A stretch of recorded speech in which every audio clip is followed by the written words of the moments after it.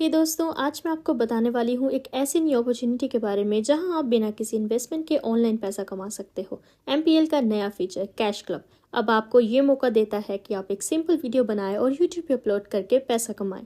आप सोच रहे होंगे कि ये कैसे हो सकता है, तो सुनो। एमपीएल के हैं यूजर्स ऑलरेडी इस फीचर का फ़ायदा उठा रहे हैं और वो अपनी वीडियो से 1 लाख तक कमा चुके हैं। बिल्कुल सही सुना आपने, सिर्फ एक वीडियो से। अगर आपको एमपीएल के बारे में नहीं पता तो मैं बता देती हूँ।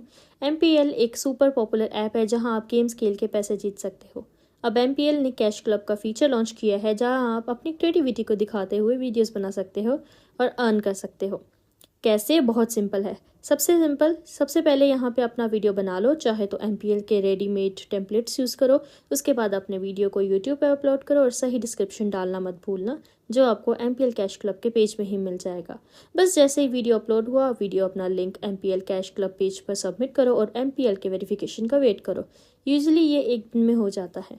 वीडियो वेरीफाई होने के बाद आपको एमपीएल से कैश रिवॉर्ड्स मिलना स्टार्ट हो जाएंगे पहले दिन, और जैसे आपको विड्रॉल से रेफरल आएंगे और आप और वीडियोस बनाते जाओगे, आपके रिवॉर्ड्स का अमाउंट बढ़ता जाएगा और आप अप टू 1 लाख भी जीत सकते हैं।